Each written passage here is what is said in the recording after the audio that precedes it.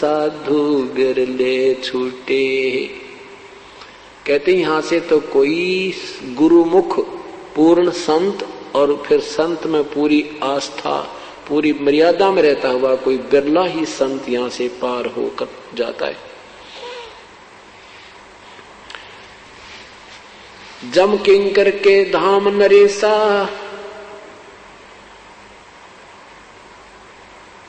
जम किंकर के धाम नरेसा, सठ दर्शन के बंधे केसा, विष्णुपुरी लुटी विद भारी, जहाँ चंदा बदनी कामनी नारी, भोग विलास करें जहाँ प्राणी, बोर परत है चारों खानी।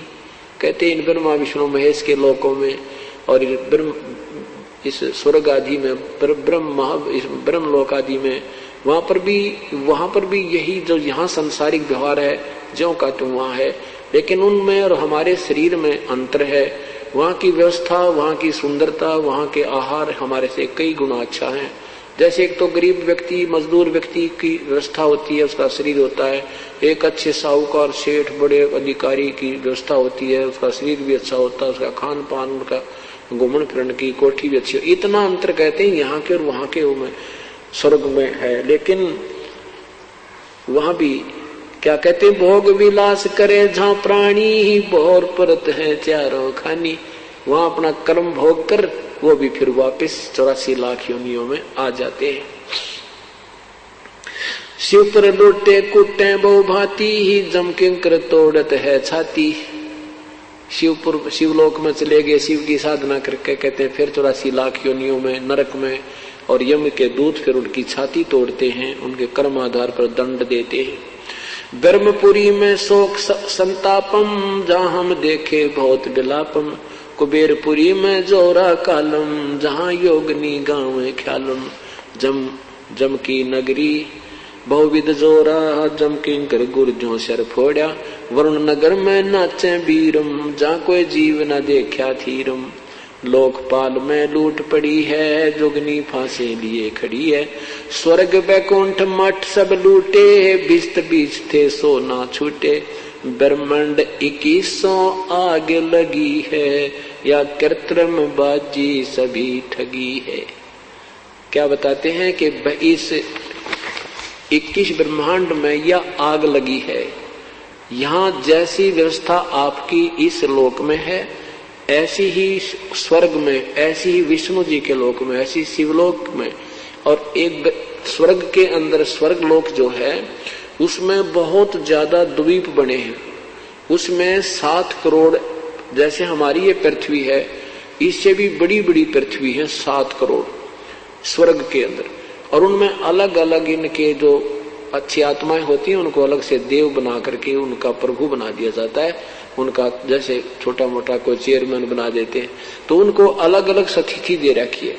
तो परमात्मा कहते हैं तो ये कहते हैं 21 ब्रह्मांड में तो यह आग लगी है। यहाँ साधना की ऊपर के लोकों में खाली, वहां भी यही बकवादे हैं, राग द्वेष खेचा ताणी लठम लट्ठा। आपने इतिहास पढ़े होंगे, स्वर्ग में एक बार राक्षसा ने हमला कर दिया, किसी ते भी ना मरे, विष्णु ते भी ना मरे। फिर एक पता नहीं वो एक दधीचि ऋषि था, उसकी हड्डी का तीर बनवाया, फिर वह मेरे। ये सारे न्यू कहते हैं 21 ब्रह्मांड में आग लगी है। और यह कृत्रिम यह बनावटी 21 ब्रह्मांड काल के ये सभी ठगी है। सत भक्ति ना करने से ये ऐसे ही जन्म मृत्यु में अपना जीवन व्यर्थ करते रहते हैं। तो यहाँ परमात्मा कहते हैं कि ये जो शास्त्र विरुद्ध साधक हैं, ये बेशक आपको कितने ही सिद्ध लगते हैं, कितने ही इनके अंदर सिद्धियां हैं, चाहे आकाश में उड़ जाते हैं, चाहे ये सागर समुद्रों को भी पी जाते हैं फिर वापस छोड़ देते हैं, इनकी मुक्ति नहीं है। ये साधना परमात्मा पाने की नहीं, क्योंकि शास्त्र विरुद्ध है। और शास्त्र विधि को त्याग कर मनमानी जो पूजा करते हैं उनको ना कोई लाभ होता है, ना कोई कार्य सिद्ध होता है, न ही उनको कोई सुख होता, अर्थात उनकी साधना व्यर्थ होती है। बोलो सतगुरुदेव की जय।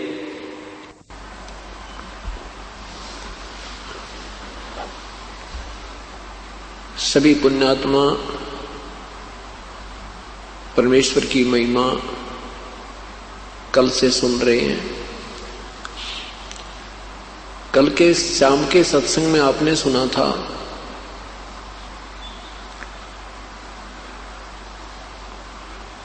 कि किस परमात्मा की क्या सतिथि है।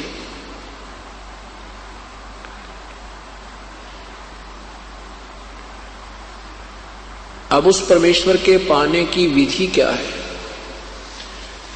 वो परमात्मा जो पूर्ण ब्रह्म है, पूर्ण परमेश्वर है, सशरीर है, जिसका नाम कबीर है, जिसके विषय में सभी सदग्रंथ गवाही दे रहे हैं, आंखों देखे संत उसको प्रमाणित कर रहे हैं। उसके पाने की विधि कैसी है? कौन सा वो मंत्र है जिससे परमात्मा प्राप्त किया जा सकता है, जीवन मरण पूर्ण रूप से समाप्त किया जा सकता है?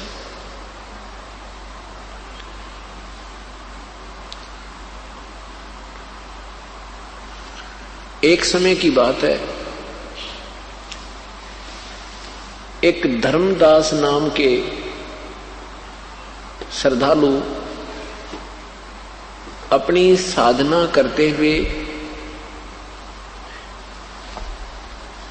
अपने पूज्य गुरुदेव के अनुसार जो मार्गदर्शन उसे प्राप्त था, सर्व क्रियाओं को करते हुए अपनी साधनाओं में संलग्न थे।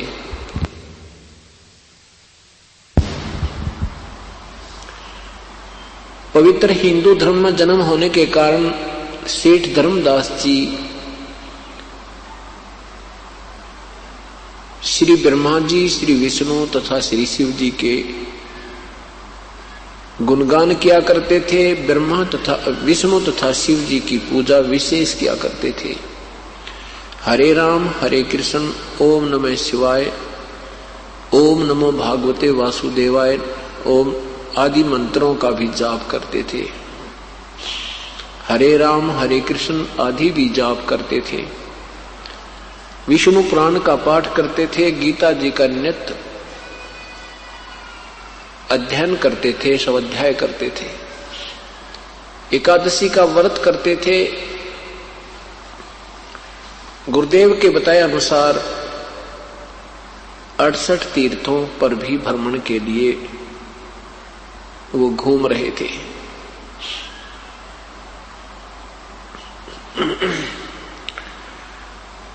अड़सठ तीर्थों पर भ्रमण के लिए श्री धर्मदास जी घर से निकले। सर्वप्रथम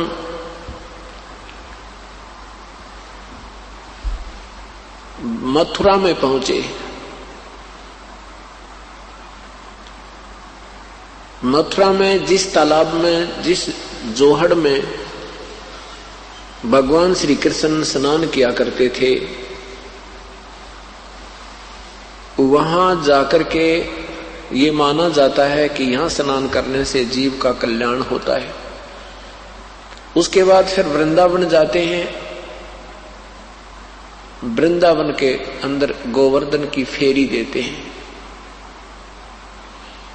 गिरिराज की फेरी देते हैं।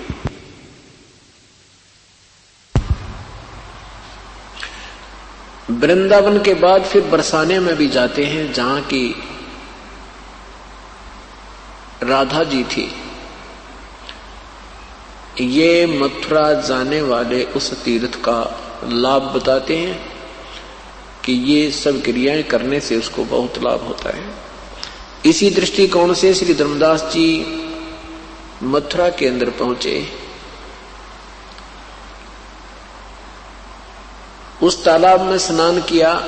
स्नान करके बाहर कुछ स्थान को गाय के गोबर और मिट्टी मिलाकर के स्वच्छ किया, उसको लीपा, प्लस्तर किया, मड प्लस्तर किया।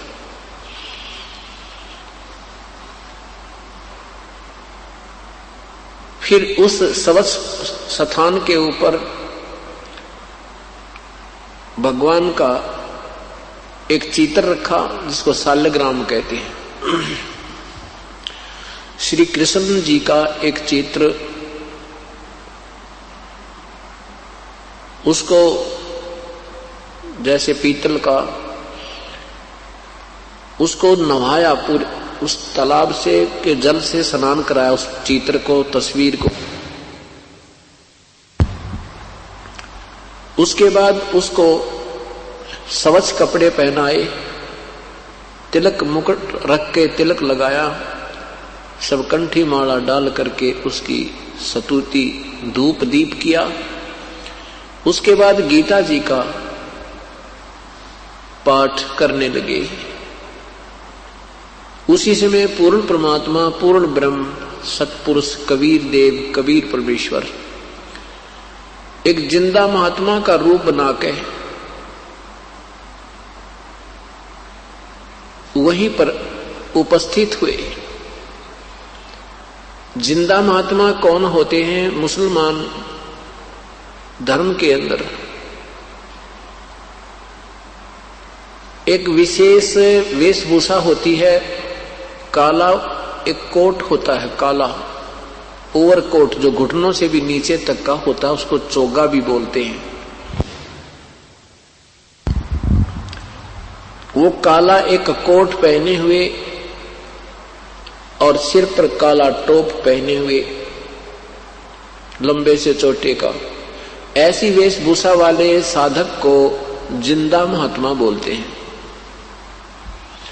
जिंदा महात्मा की वेशभूषा में परमेश्वर धर्मदास जी जो अपनी साधना कर रहे थे उससे कुछ दूरी पर विराजमान हो गए, बैठ गए। धर्मदास जी ने देखा कि एक साधु आपकी क्रिया को बड़े गौर से देख रहे हैं।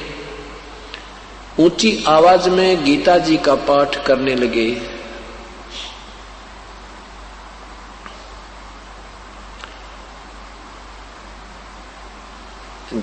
श्री धर्मदास साहिब जी ने जब अपनी पूरी क्रिया कर ली, उसके पश्चात परमेश्वर ने उनके सामने विनय की कि हे वैष्णु साधु, क्योंकि श्री धर्मदास जी ने वैष्णु परंपरा से उपदेश प्राप्त था। श्री रूपदास जी उनके गुरुदेव थे। वैष्णु परंपरा के संत साधु साधक की क्या पहचान होती है कि गले में एक तुलसी का एक ही मनिया होता है, मोटा सा तुलसी की लकड़ी का एक मनिया होता है, मणका, और उसको गले में सूत के धागे में डालकर लटकाए रखते हैं। उससे पहचान होती है कि ये वैष्णव परंपरा से उपदेश प्राप्त प्राणी है। मस्तिष्क पर तिलक लगाना ये भी वैष्णव परंपरा के साधुओं का ही प्रमाण पहचान होती है। उस पे 3 तिलक लगाते हैं।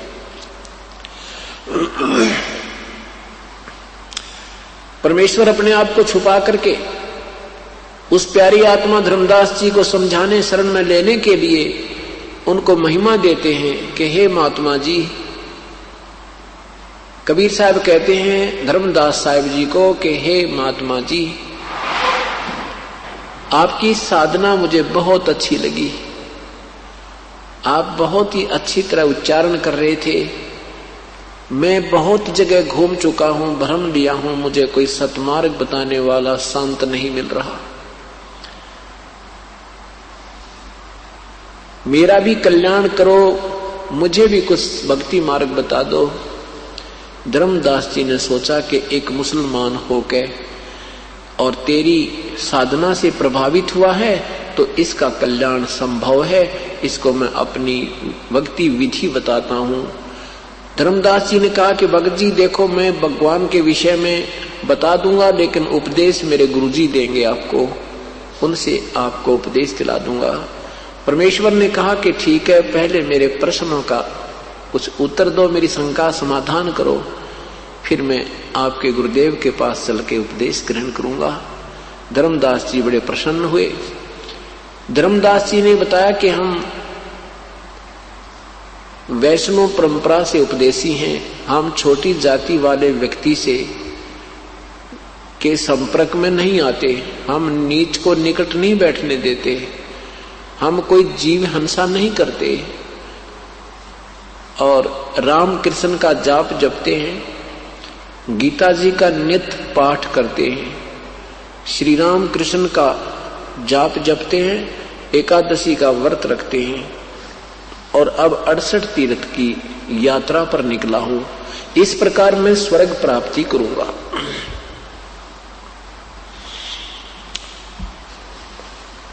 परमेश्वर ने कहा, ठीक है महात्मा जी, मैं कुछ शंका समाधान के लिए प्रश्न करना चाहता हूं।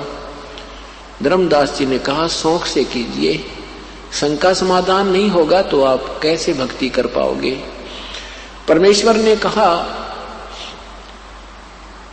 आपने कहा कि मैं स्वर्ग जाऊंगा, इस तरह इस विधि से मैं स्वर्ग प्राप्ति करूंगा।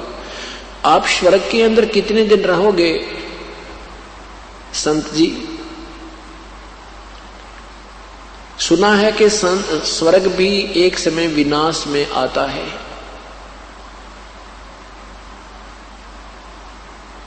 और ब्रह्मा विष्णु महेश को भी अविनाशी नहीं बताया। ब्रह्मा विष्णु महेश भी नाशवान प्रभु हैं। इन्हीं की जीवन हिस्ट्री, जीवन चरित्र अर्थात पुराणों में वर्णन है।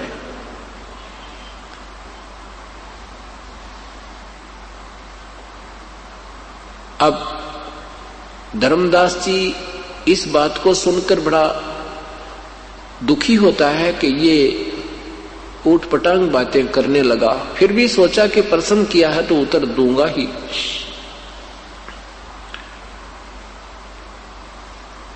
धर्मदास जी से परमेश्वर ने कहा कि देखो, 8वें अध्याय के, गीता जी के 8वें अध्याय के 16वें मंत्र में लिखा है कि ब्रह्मलोक से लेकर और नीचे तक के सारे लोग पुनर्वर्ती में हैं, अर्थात इनको ये नाशवान है, इनके प्राणियों का जन्म मृत्यु होता रहता है।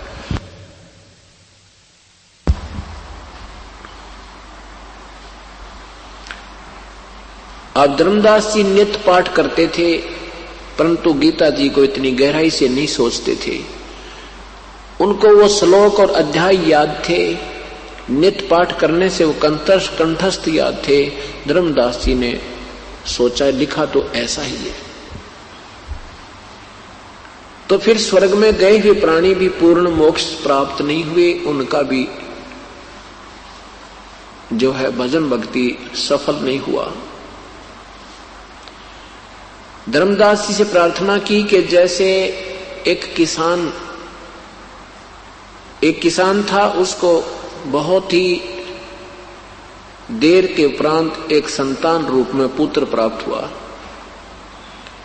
पुत्र 12 वर्ष का हुआ तो पिता की आयु 65 वर्ष की हो चुकी थी। किसान ने सोचा कि मैं वृद्ध हो चुका हूं, ना जाने कब यहां से जाने का समय आ जाए, मेरा पुत्र अभी बच्चा है, इसके लिए मैं अपने इस कृषि के अनुभव को लिख देता हूं और बच्चे को कह देता हूं, बेटा जब भी तू किसी वस्तु के में किसी भी क्रिया में, किसी फसल के बीजने में अगर तू दिक्कत महसूस करे तो मेरे द्वारा लिखे हुए इस अनुभव का सहयोग लेना और इसको पढ़ लेना। पिता की मृत्यु हो जाती है और वो पुत्र प्रतिदिन पिता के अनुभव को एक बार पाठ कर लेता है और जैसे पिता ने उसमें लिखा है ऐसे वो क्रिया कर नहीं रहा तो क्या वो सफल हो जाएगा अपने कृषि के व्यवसाय में? धर्मदास जी को परमेश्वर ने प्रसन्न किया। धर्मदास जी ने कहा कि ये तो हो ही नहीं सकता, वो तो जैसा उसके पिताजी ने अनुभव लिखा है ऐसे वो पुत्र करेगा तो उसकी फसल तैयार होएगी। प्रभु ने कहा कि ठीक इसी प्रकार प्यारी आत्मा, जो गीता जी में लिखा है ऐसा आप करोगे तो आपको प्राप्ति होगी, जो भी आप उद्देश्य रखते हो। और यदि गीता जी के पाठ को नित्य करते हो, उसके विपरीत क्रिया करते हो तो आपको क्या मिलेगा? सफलता या असफलता? धर्मदास जी चुप हो गए।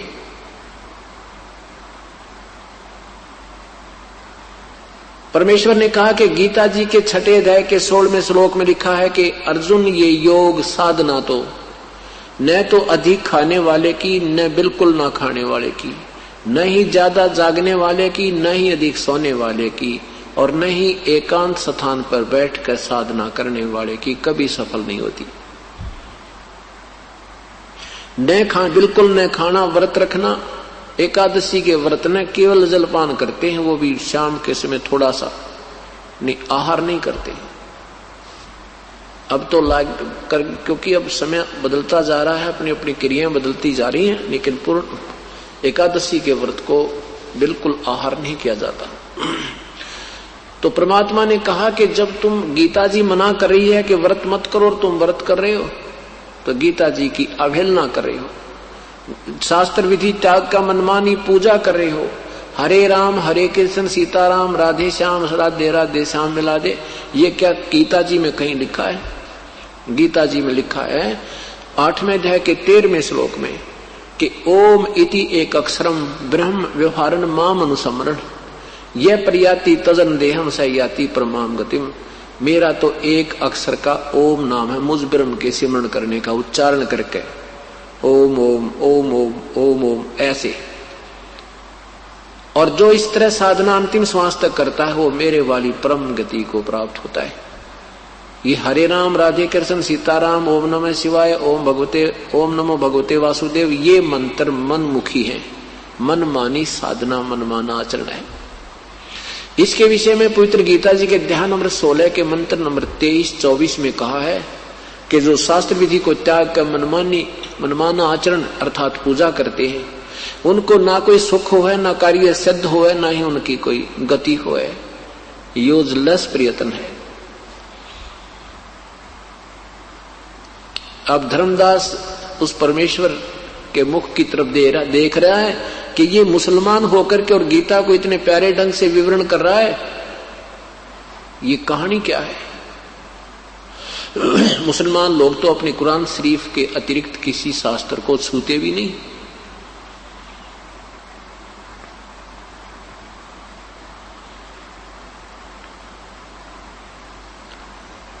अब इस सब प्रश्नों का उत्तर नहीं दे पा रहा है और अंत में क्षुब्ध हो जाता है।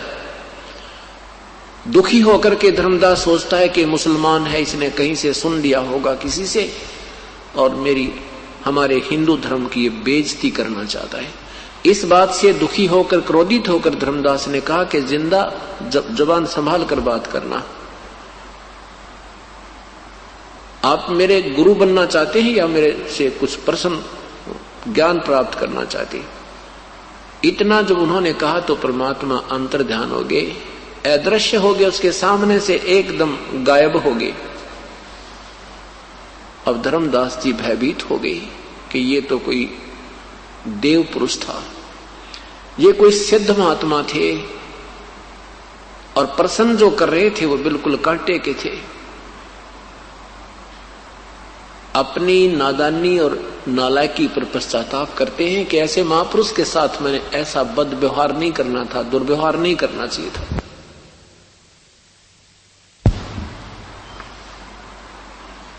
और गीता जी को उठाकर देखते हैं, वो ज्यों का तो मिलता है 8वें अध्याय का 13वां श्लोक, और कोई मंत्र नहीं मेरे जाप करने का, ऐसा गीता जी में ठोक के प्रमाण दिया है। और गीता जी अध्याय नंबर 17 के मंत्र 23 में लिखा है कि उस परमात्मा के पाने का ओम तत्सत इति निर्देश ब्रह्मण त्रिविध समर्थ है। उस परमात्मा के पाने का तो वो 3 मंत्र का जाप है। ओम तो सीधा ही है, तत्सत ही संकेतिक है। अब धर्मदास जी सारी रात चिंतित रहे, जो क्रिया वो करते थे उसको करने को कति दिल नहीं कर रहा था। सुबह उठा, स्नान किया, स्नान करके वो शाल्यग्रामवादी की पूजा को करने को नहीं दिल कर रहा था। उसने सोची खाना बना ले पहले। अब सुबह उठा, अंधेरे में उठते ही उसने अपना खाना बनाया, लिपा, उसी प्रकार मड प्लास्टर करके लीप के गारा और गाय के गोबर से खाना बनाने लगा। तो एक मोटी लकड़ी जो बीच से थोथी थी, उसमें सुराख था आर पार, और उसमें ढेर सारी चींटियां थी। वो धर्मदास को अंधेरे में दिखाई नहीं दी।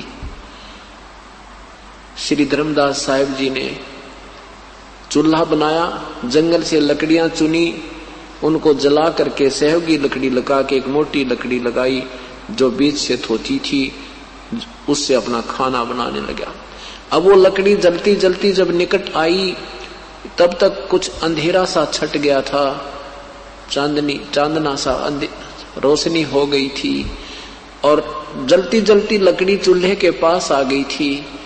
धर्मदास जी की दृष्टि पड़ी तो क्या देखा कि चींटियां अपने अंडे मुंह में लेकर और कुछ वैसे उस लकड़ी के अंदर से बाहर निकलने का प्रयत्न कर रही हैं और लकड़ी के बाहर एंड पॉइंट पर अंतिम हिस्से पर एक तरल पदार्थ उबल रहा था, उबल रहा होता है, वो उबल रहा था, उसमें से चींटियां बाहर निकलने की चेष्टा कर रही थी, जल जल कर उस पर गिर गिर कर चटक चटक होकर के वो जल रही थी, कुछ अंदर अग्नि से जल रही थी।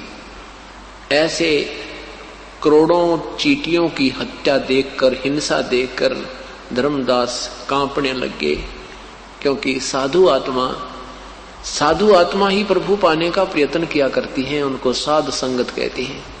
तो वो साध आत्मा थी। परमात्मा ऐसे सुबह सुबह इतनी हिंसा देख करके वो सारा कांप गया, शेष लकड़ी पर तुरंत पानी डाल दिया, जितना भोजन बन गया था सो बन गया था, फिर भोजन नहीं बनाया। अपने आप में सोचने लगा, देख मैंने आज कितना पाप कर दिया, हे भगवान मैं तो महादोषी आत्मा हो गया, आज इस अपराध को कैसे विनाश किया जाएगा। आपे निष्कर्ष निकाला कि आज मैं निराहार रहूंगा और इस भोजन को किसी साधु संत को खिला दूंगा, मैं आहार नहीं करूंगा, मैं पाप मुक्त हो जाऊंगा।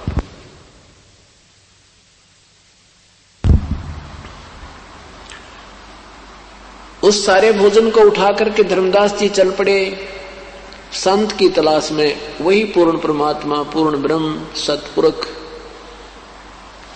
एक साधु भेष बनाकर, जैसे हम साधु मानते हैं, हमारी तो दृष्टिकोण बना हुआ है कि लाल कपड़े हो, भगवा बाणा हो, गले में एक माला हो, माथे पर तिलक हो, जटा बड़ी हो या मूंड मुड़ा रखा हो या कोई ऐसी क्रिया हो तो हम उसको संत मानते हैं, ये हमारा दृष्टिकोण है। लेकिन परमात्मा के लिए ये दृष्टिकोण नहीं है, ये तो ऊपरी दिखावा है। जिसमें सतभक्ति और सतज्ञान है वही साधु होता है, वो चाहे कैसी वेशभूषा में। धर्मदास जी की दृष्टि पड़ी के सामने साधु बैठा है, उनके चरणों में प्रणाम किया और आहार रख दिया सामने और कहा प्रभु भोजन पाओ, हे महात्मा जी आहार करो, आपको भूख लगी होगी। परमेश्वर ने कहा हाँ धर्मदास जी मुझे भूख लगी है, धन्य हो, धन्यभाग, धन्यवाद हो आपका। अब धर्मदास जी ने सोचा कि ये व्यक्ति मैंने कभी देखा नहीं, इसने मुझे नाम से पुकारा है। सोचा कि मैं बहुत बड़ा सेठ हूं, भंडारे करता रहता हूं, ये कभी भंडारे में आया होगा, मैंने इसको दान दक्षिणा दी, इस करके मेरा नाम जानता होगा। आप पे आप मन में ऐसा सोचकर कहा प्रभु भोजन पाओ। परमेश्वर ने क्या किया कि अपने लोटे से जल लिया, एक मंत्र बुदबुदाया और उस जल के छींटे उस आहार पर, भोजन पर लगाए। जल के छींटे लगते ही सारा का सारा आहार की चींटियां बन गई, वह कीड़ी बन गई, सारी थाली काली होगी, चींटियां बाहर निकल रही हैं थाली से। जब देखा उसी रूप में आगे जो पहले दिन वार्ता हुई थी उस जिंदा वाले महात्मा के रूप में परिवर्तित हो गए प्रभु, और कहा धर्मदास तू कह रहा था मैं जीव हिंसा नहीं करते, हम वैष्णव साधु हैं, तेरे से तो कसाई भी अच्छे भाई। इस बात को सुनकर धर्मदास और सामने देख के उसी प्रभु को चरणों में गिर गए और कहा मेरा दोष क्षमा करो प्रभु, मैंने आपको कल आप शब्द बोल दिए। हे परमेश्वर हम अल्प बुद्धि हैं, आपका ज्ञान अनमोल है। पुराने रंग के आधार से और ये बुरी आदत अपनी गलती को ना मानने वाली, ये भी मेरे अंदर समावेश थी प्रभु, इस करके मैंने आपके सत्य ज्ञान को भी स्वीकार। आपके बिछुड़ने के उपरांत प्रभु मैं बहुत दुखी हुआ। हे परमात्मा मुझे नींद नहीं आई रात्रि में, ए मालिक, मुझे और ज्ञान सुनाओ, मुझे और मार्ग बताओ, मेरी इच्छा हो गई है। सचमुच आपने जो बताया वही गीता जी को मैंने पुनर्देखा। आपने बताया कि ब्रह्मा विष्णु महेश नासवान है, मैंने उनको फिर देखा। सचमुच प्रभु ज्यों का त्यों लिखा है। हे परमात्मा, ये ज्ञान आज तक हमें किसी ने नहीं बताया। तब पूर्ण परमात्मा समझाने लगे उस प्यारी आत्मा को।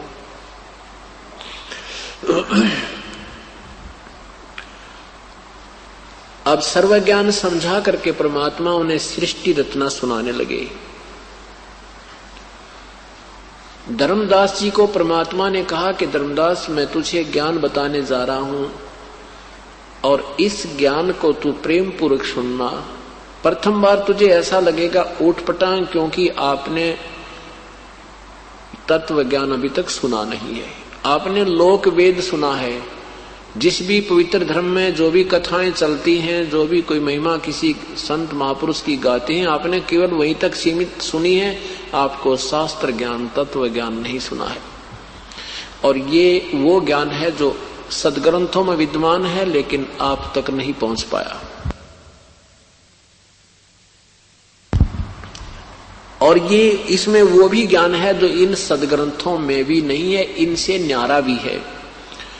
कुछ ये ज्ञान अपने आप के सदग्रंथों में है और कुछ इससे बाहर का है।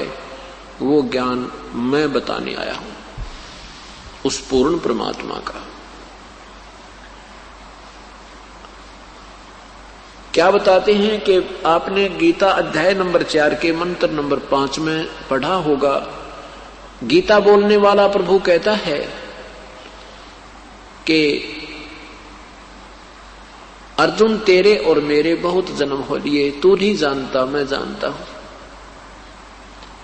अध्याय नंबर 2 के मंत्र नंबर 12 में कहा कि अर्जुन, मैं और तू तथा ये सब सैनिक पहले भी थे और आगे भी होंगे, ये ना सोच के अब ही वर्तमान में है।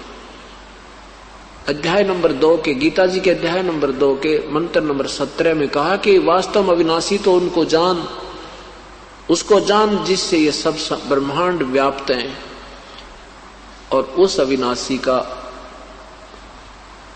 वध करने में कोई भी समर्थ नहीं है।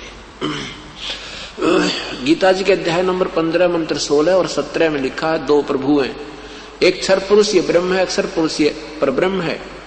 इन दोनों से न्यारा एक अविनाशी प्रभु इन दोनों से भी भिन्न है, और वही वास्तव में अविनाशी परमात्मा परमेश्वर कहा जाता है। उस परमेश्वर के विषय में ना गीता बोलने वाला प्रभु जानता है, ना वेद बोलने वाला प्रभु जानता है। अन्य ऋषि और महर्षि तो कहां जानेंगे जब ब्रह्मा विष्णु महेश भी नहीं जानते।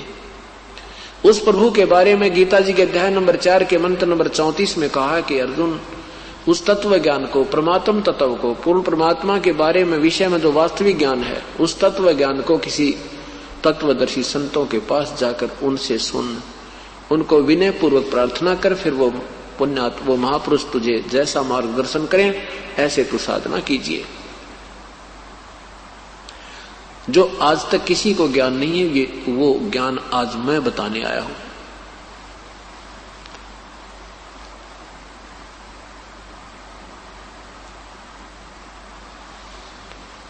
तो क्या बताते हैं कि इसके तत्व ज्ञान को समझने के लिए धर्मदास ये सृष्टि रचना का सुनना, इसको समझना और कंठस्थ याद करना बहुत आवश्यक है। और ये जो ज्ञान मैं तुझे बताऊंगा, ये जन जन को समझाना, इस ज्ञान से सबकी बुद्धि ठीक होगी, समझ में आएगी और अपने मूल मालिक को वो पहचान पाएंगे। नहीं तो युग बीत गए, कितने युग हो गए हमें जन्मते और मरते को तुम्हें, और ना बेरा कितने को और कष्ट में जीवन तुमने भोगे हैं, आगे भी भोगते रहोगे जब तक इस मार्ग को ग्रहण नहीं करोगे। धर्मदास जी कहता है, प्रभु गीता जी के अध्याय नंबर 11 के मंत्र नंबर 32 में ये खुद कह रहा है प्रभु कि मैं काल हूं, सबको खाने के लिए आया हूं। परमेश्वर ने कहा कि श्री कृष्ण काल नहीं थे धर्मदास, तो वो काल कैसे कह रहे हैं अपने आप को? गीता जी का ज्ञान किसने कहा? गीता जी का ज्ञान किसने बोला? धर्मदास जी ने कहा कि श्री कृष्ण भगवान ने। परमेश्वर ने कहा कि नहीं, श्री कृष्ण भगवान ने गीता जी का ज्ञान नहीं कहा। श्री कृष्ण जी को तो पता नहीं मैंने गीता में कहा क्या था। महाभारत द्वितीय भाग पृष्ठ नंबर 667 नए में और पृष्ठ नंबर 1531 पुराने में लिखा है कि महाभारत के उपरांत भगवान श्री कृष्ण राजा युधिष्ठिर को गद्दी सौंप के इंद्रप्रस्थ की राजगद्दी पर बैठा करके कुछ दिनों के उपरांत द्वारका जाने की तैयारी की। सभी ने मिलकर प्रार्थना की कि हे भगवान, हमें एक सत्संग सुना कर जाओ ताकि हम आपके उपदेशों के आधार पर अपना जीवन भी सफल करें और कोई जीवन में गलती ना कर दें। आप हमारे गुरु हो, क्योंकि भगवान श्री कृष्ण पांडव और यादवों के धार्मिक गुरु थे। भगवान श्री कृष्ण ने वो स्थान और समय निहित कर दिया। निश्चित स्थान पर सत्संग प्रारंभ होना था। उससे पूर्व अर्जुन और श्री कृष्ण घूम रहे हैं, श्रोतागण आकर के बैठ रहे हैं, अपना अपना स्थान ग्रहण कर रहे हैं। तब अर्जुन ने कहा कि प्रभु, वही गीता जी का ज्ञान हमें फिर सुनाना जो आपने मुझे युद्ध के दौरान सुनाया था। मैं भूल गया बुद्धि दोष के कारण। भगवान श्री कृष्ण ने कहा कि अर्जुन, तू बड़ा बुद्धिहीन है, तू श्रद्धाहीन है, ऐसे अनमोल ज्ञान को तूने याद क्यों नहीं रखा? फिर स्वयं कहते हैं कि अर्जुन, मैं उसको अब ज्यों का त्यों पुनर् नहीं बता सकता, मुझे याद नहीं। विचार कीजिए धर्मदास जी, परमात्मा कह रहे हैं कि वक्ता कह रहा है कि मुझे याद नहीं, और श्रोता को कह रहा है कि तूने बुद्धिहीन याद क्यों नहीं रखा। इति सिद्धम के श्री कृष्ण ने ये गीता जी का ज्ञान नहीं कहा था। गीता जी का ज्ञान किसने बोला था? काल ने बोला था। ये ज्योति निरंजन है जो ब्रह्मा विष्णु महेश का पिताजी है। इसने कसम खाई है कि मैं व्यक्त रूप में किसी के सामने अपने ओरिजिनल रूप शरीर में नहीं आऊंगा। जो गीता जी के मैं अपना विराट रूप दिखाया है वो इसका वास्तविक स्वरूप है। जो गीता ज्ञान देते समय अपना विराट रूप दिखा करके अर्जुन को कहा था कि देख, ये है मेरा वास्तविक स्वरूप, ये तेरे से पहले ना किसी ने देखा और ना फिर कोई देख सकता, ना किसी वेदों में वर्णित विधि से, ना किसी जप से, ना तप से, ना क्रिया से मुझे प्राप्त नहीं कर सकता। गीता जी के 7वें अध्याय के 24वें श्लोक में लिखा है कि ये मेरा अटल नियम है कि मैं कभी किसी के सामने व्यक्त रूप में, इस मेरे वास्तविक रूप में कभी प्रकट नहीं होता। ये मेरा घटिया नियम है। और ये बुद्धिहीन लोग मुझे कृष्ण मान रहे होंगे, मैं कृष्ण नहीं हूं, मैं अपनी योग माया से छुपा रहता हूं। 7वें अध्याय के 25वें श्लोक में पवित्र गीता जी में काल कह रहा है।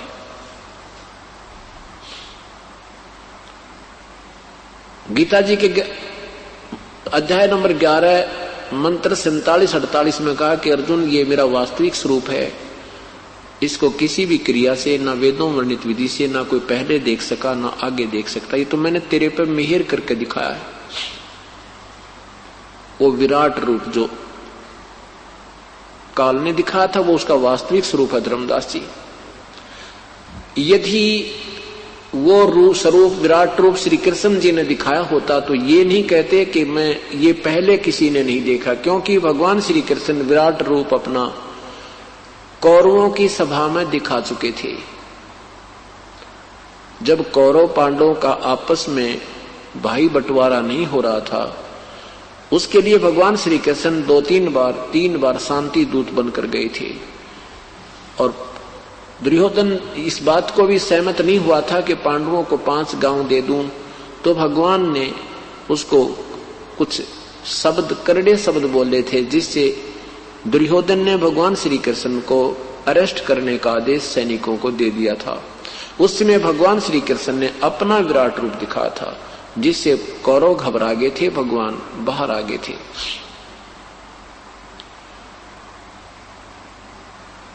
विचार कीजिए धर्मदास, ये भगवान श्री कृष्ण ने गीता जी का ज्ञान नहीं कहा। धर्मदास जी ने प्रश्न किया कि भगवान गीता जी का ज्ञान इसलिए दिया गया था कि अर्जुन अक्षत्रिय धर्म का पालन नहीं कर रहे थे। यदि श्री कृष्ण जी गीता जी का ज्ञान देकर युद्ध ना करवाते तो अक्षत्रिय हो जाते, सब नियम भंग हो जाते। भगवान परमेश्वर ने कहा, पूर्ण ब्रह्म ने कहा कि अर्जुन ऐसा भी नहीं है। श्री कृष्ण जी ये अनर्थ नहीं कराना चाहते थे। वो तो 3 बार प्रार्थना करने के लिए गए थे, कौरव और पांडवों से बहुत विनय की थी। अंत में ये भी कह दिया था कि मैं हथियार भी नहीं उठाऊंगा, एक तरफ मेरी सेना होगी, एक तरफ मैं होऊंगा, मैं हथियार नहीं उठाऊंगा, कसम खाता हूं। क्योंकि परमात्मा चाहते थे, श्री कृष्ण जी चाहते थे कि ये जुल्म ना हुए। ये तो धर्मदास काल की कलाबाजी थी भाई। जैसे मथुरा में कंस वध होने के उपरांत राजा अग्रसेन जी ने अपने दोहते श्री कृष्ण जी को मथुरा की बागडोर संभाल दी थी। भगवान श्री कृष्ण छोटी आयु के थे। एक काल्यवन नाम का एक राजा को पता लगा कि मथुरा का शासक एक बहुत ही बालक सा बैठा है और उस मथुरा को मैं हड़प लेता हूं, मथुरा को मैं प्राचीन कर देता हूं। इस उद्देश्य से 18 करोड़ सेना लेकर के श्री कृष्ण जी के ऊपर, मथुरा के ऊपर उस काल्यवन ने चढ़ाई कर दी। उससे कुछ ही दिन पूर्व नारद जी ने आकर के भगवान श्री कृष्ण को बताया था कि भगवान यहाँ एक गुफा है निकट ही, उसमें एक मुचकंद नाम का राक्षस राजा रहता है। उसके अंदर एक सिद्धि है कि वो 6 महीने सोता है, 6 महीने जागता है। जब वो जागता है तो युद्ध ही करता रहता है और सोता है तो उसको कोई उठा दे बीच में कच्ची निद्रा से, तो उसके अंदर एक सिद्धि है कि उसकी आंखों से अग्निबाण छूटते हैं और सामने वाला का तुरंत वध हो जाता है। वो छुप कर सोया हुआ है। श्री कृष्ण जी को ये बात नारद जी के द्वारा बताई हुई याद थी। उधर से 18 करोड़ सेना लेकर के वो काल्यवन आ जाता है और श्री कृष्ण जी को युद्ध के लिए ललकारता है। अब 18 करोड़ सेना, वहां मथुरा की सारा 18 करोड़ जनता भी नहीं थी। श्री कृष्ण जी ने सोचा भी ये तो बात बिगड़ जाएगी, ना जाने कितने सैनिक, हिंसा हो जाएगी, और क्यों ना इस काल्यवन का वध मैं मुचकंद से करवा दूं। भगवान ने अपना अक्षत्रिय धर्म त्याग के और श्री उस काल्यवन को ललकारा कि आजा काल्यवन मेरे साथ, उतर रथ से नीचे। अब काल्यवन नीचे उतरा तो भगवान रथ छोड़ के भाग लिया। अपना क्षत्रिय धर्म भूल गए भगवान उस विनाश को बचाने के लिए, और उस गुफा में प्रवेश कर गए जिसमें मुचकंद सोया पड़ा था। गुफा के अंदर जाकर के अपना पीतांबर, जो अपना पीला कपड़ा सा एक चद्दर साथ रखा करते थे, उस पीतांबर को मुचकंद के ऊपर उड़ा दिया, सोए हुए मुचकंद पर उड़ा दिया, और आप आगे चले गए, गुफा में गहरे चले गए। कौन? भगवान श्री कृष्ण।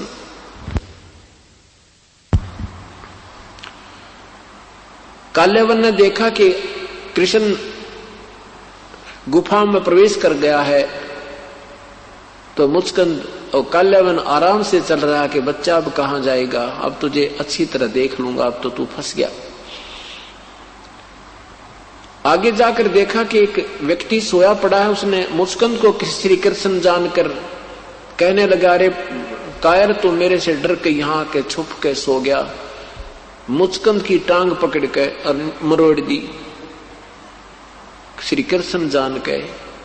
अब मुचकंद की निंद्रा भंग हुई, उसमें एक सिद्धि थी, आंखों से अग्निबाण छूटे और काल्यवन वहीं ढेर हो गया, मर गया। अब श्री कृष्ण जी ने पकड़ के उस मुचकंद के पैर और घसीट कर लाया, बाहर उनकी सेना के सामने पटक दिया। राजा की हार सेना की हार मानी जाती थी, राजा की मृत्यु सेना की हार मानी जाती थी। तो सभी सैनिकों ने काल्यावन के सैनिकों ने अपने हथियार डाल दिए और अपने राजा का शव लेकर चल पड़े और कह गए कि कृष्ण जी हम फिर आएंगे, अब तुझे बख्शेंगे नहीं, अपना नया राजा नियुक्त करके। श्री कृष्ण जी ने सोचा ये तो पागल इंसान है, ये फिर आएंगे, फिर झगड़ा होगा। इसलिए विश्वकर्मा को जी को बुला करके कहा, विश्वकर्मा एक ऐसा स्थान ढूंढ ले कि उस समुद्र में जो 3 तरफ से पानी हो, समुद्र हो, एक रास्ता हो, एक द्वार हो, उस द्वार का एक द्वार वाली नगरी श्री विश्वकर्मा जी ने भगवान श्री कृष्ण के आदेश से तैयार कर दी। उधर से भगवान ने अपना सारा बोरिया बिस्तरा लाद के और प्रस्थान कर दिया, सारी मथुरा खाली कर दी और द्वारका में पहुंच गए। तो धर्मदास जी को भगवान कह रहे हैं कि धर्मदास विचार करो इन बातों पे।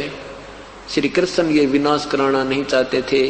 जब स्वयं वो अपने अक्षत्रिय धर्म को छोड़ सकते हैं, क्या दूसरे को अक्षत्रिय धर्म की आड़ में विनाश करवा सकते हैं? ललकार उसको तैयार कर सकते हैं, प्रेरणा दे सकते हैं। धर्मदास सुन्न हो गया, तेरे की सचमुच हम रोज पढ़ते थे इन कथाओं को, पर ये जोड़ जुगाड़ मारे तो जुड़ा नहीं।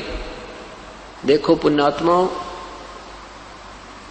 जैसे किसी दुकान में सारे स्पेयर पार्ट रखे हैं और जेन्युइन रखे हैं, लेकिन उनको जोड़ने वाला इंजीनियर ना हो तो न गाड़ी बन सकती है, न को इंस्ट्रूमेंट बन सकता है। अब ये अपने सदग्रंथ की कथाएं वो जेन्युइन स्पेयर पार्ट हैं, वो आज भी ज्यों के त्यों हैं और पहले भी थे। अब इन समापुरुषों ने इनका जोड़ जुगाड़ जोड़ नहीं सके, इसलिए वो तत्व ज्ञान नहीं प्राप्त हुआ। अब ये तत्व ज्ञान इसी को कहते हैं जो निष्कर्ष निकालकर और आपके सामने पेश कर दिया जाए, फिर बुद्धिजीवी समाज शीघ्र समझ जाता है। अब धर्मदास कति चुप हो गया। परमात्मा कहते हैं धर्मदास श्री कृष्ण जी के पास आकर के पशु पक्षी भी प्यार पाते थे, वो काल नहीं था। और काल तो वो था जिसके दर्शन करके अर्जुन जैसा योद्धा कांप रहा और कहता है भगवान अपने इस विराट रूप में समेट के अपने चतुर्भुज रूप में मुझे दर्शन दे दो, मैं तो बहुत घबरा गया हूं, मेरा तो हार्ट अटैक होने वाला है। तब उस काल ने अपना वो विराट रूप समेटा, फिर चतुर्भुज रूप दिखाया, विष्णु रूप, क्योंकि ये काल महाब्रह्मा महाविष्णु महाशिव रूप भी बनाता है। वैसे ये 1000 भुजा का भगवान है, ये 2 भुजा भी बना सकता रख सकता है, ये 1000 भुजा तक अपनी तैयार कर सकता है, दिखा सकता है, शो कर सकता है।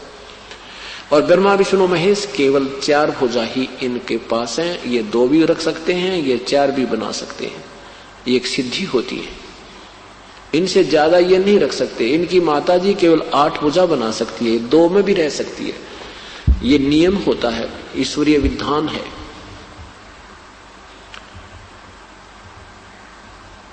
तब धर्मदास ने कहा, परमात्मा ने कहा धर्मदास कितने जन्म हो गए तुमने मरते और जन्मतों को, क्या प्राप्त हुआ तुझे? आज तू सेठ है, कल ना जाने तो कौन सी योनि में प्राप्त होगा, ना जाने कौन से नरक में तुझे डाला जाएगा, ये काहे का जीवन है? तब धर्मदास बोला, हे भगवान, हे परमात्मा, हम कैसे फंस गए यहाँ पर, ये क्या कहानी है? इसके लिए परमेश्वर ने कहा कि अब सुन ले ये राम कहानी जो मैं तुझे सुनाना चाहता हूं, जिससे तेरा अंधेरा हटेगा, अज्ञान दूर हो जाएगा और हर शास्त्र तेरी समझ में आएगा। ये सृष्टि रचना सुनो। परमात्मा ने कहा कि मैं उस परमेश्वर के आदेश से यहां आया हूं, उस परमेश्वर का तत्व ज्ञान सुनाने के लिए। यदि परमात्मा ये कह देते कबीर साहब कि मैं ही प्रभु हूं, मैं ही ये रचने वाला हूं, शुरुआत में ही कह देते, तो धर्मदास जी की बुद्धि काम नहीं करती, क्योंकि हमने अभी तक प्रभु को निराकार मान रखा है। हम बेशक भगवान राम के, भगवान श्री कृष्ण के, विष्णु जी की मूर्ति भी रखते हैं, फिर भी हम परमात्मा को निराकार मानकर राजी हैं, फिर भी हम उनको निराकार ही मानते हैं। ये हमारी उल्टी बुद्धि पता नहीं कैसे फिट होगी। इससे सिद्ध है कि हम जिस भगवानों को पूजते थे वो भगवान उनसे सेटिस्फाई नहीं थे, हम संतुष्ट नहीं थे कि वास्तव में यही फाइनल है।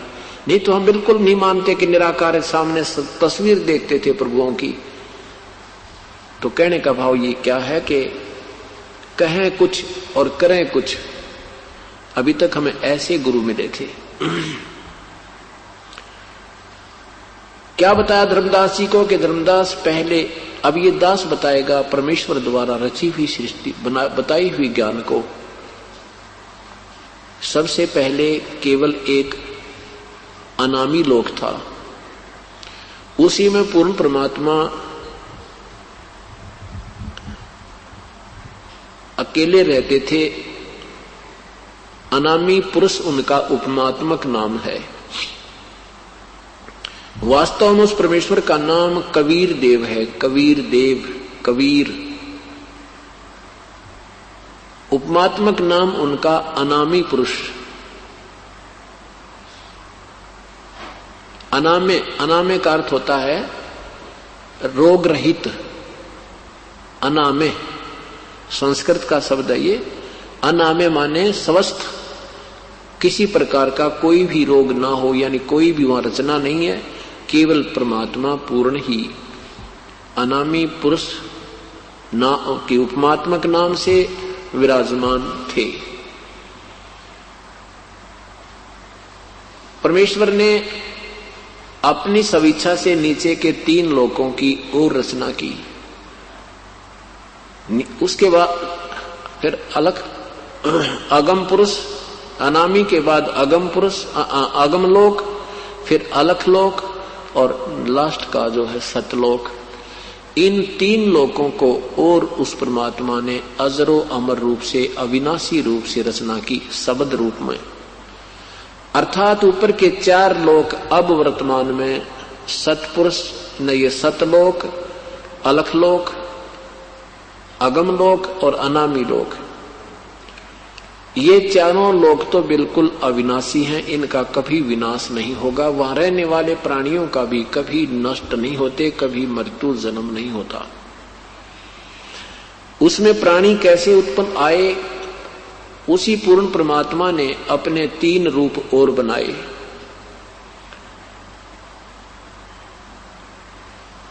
अगम लोक में वो अगम पुरुष कहलाए, अलख लोक में वो अलख पुरुष और सतलोक में वो सतपुरुष कहलाए। सतलोक में परमात्मा ने रचना प्रारंभ की, जीव सृष्टि रची, यानी आत्मा, वहां से उसने हंस सृष्टि रची। सबसे पहले एक शब्द से 16 द्वीपों की रचना की उसी सतलोक में।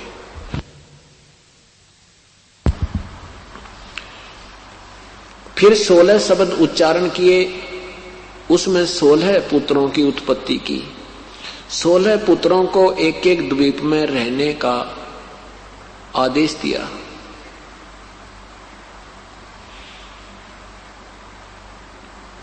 सोलह पुत्र अपने अपने द्वीप में रहने लगे। उनमें से एक पुत्र का नाम अचिंत है।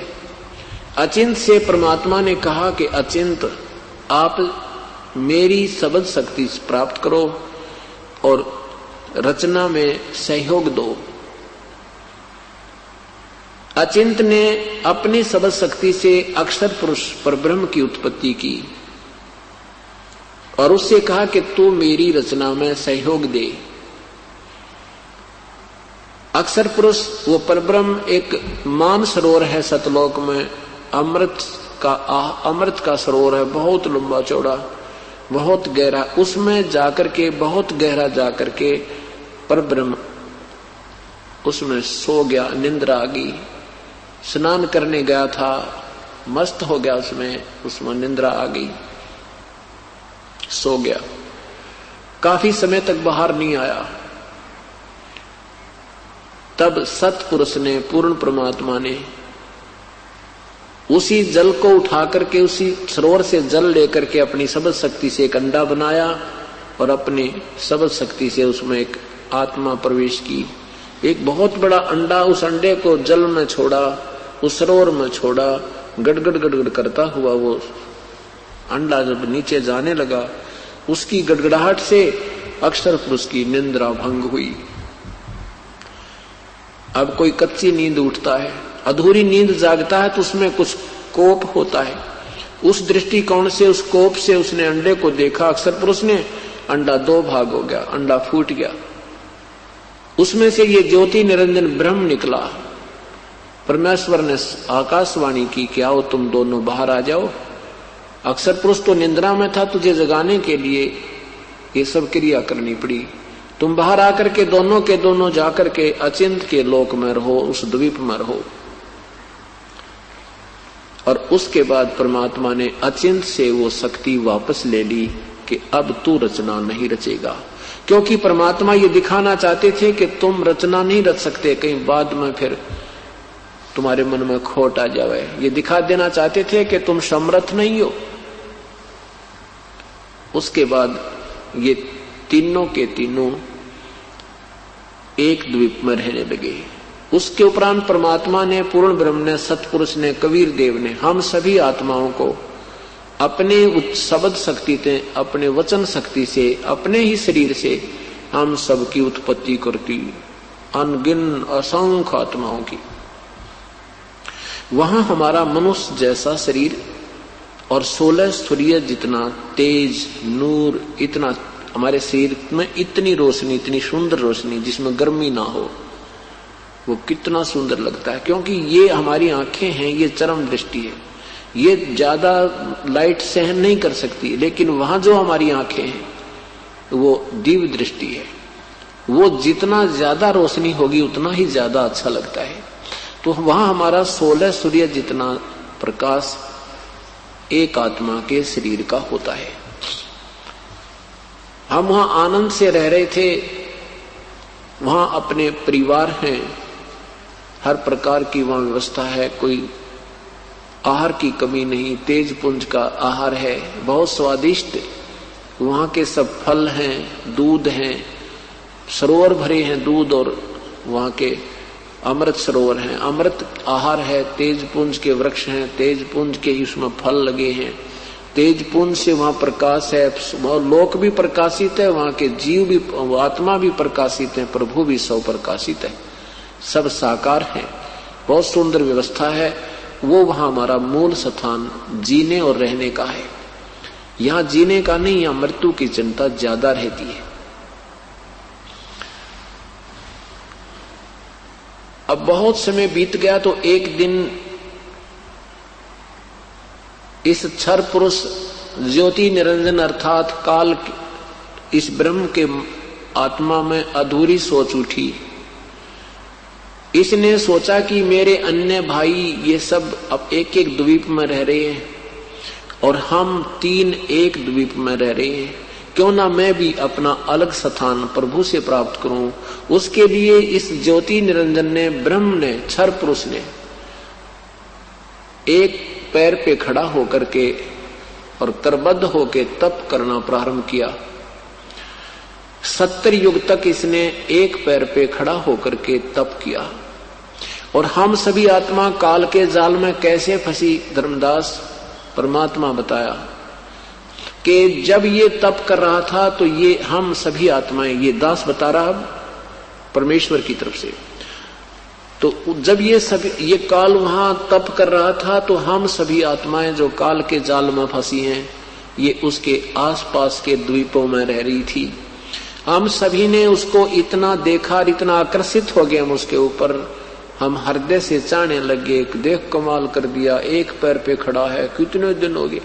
और यही समस्या आज, यही प्रक्रिया हमारे मन में, आत्मा में आज भी समाई हुई है।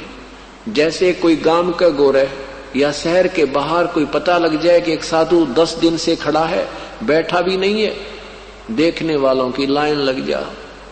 कुदरती बात है, तपस्या वो कर रहा है, चक्कर हम काट रहे हैं। ये डड़े डोन की आदत हमारी पुरानी है। अब जैसे हीरो और हीरोइन है, वो अपनी रोजी रोटी के लिए झटकम पटकम करते हैं, कलाबाजी करते हैं, बनावटी बातें बनाते हैं, और ये नौजवान बालक उन्हें देख देख कर लट्टू हो जाते हैं, उनके ऊपर मुग्ध हो जाते हैं, और लेना एक न देना दो। ये हमारे अंदर वहीं से बीमारी घर की थी। अब कोई यहाँ पर आ जाए बरवाला में या हिसार में कोई अभिनेता या अभिनेत्री और इन बच्चों का देखे वहां लाइन लग जाएगी, ओ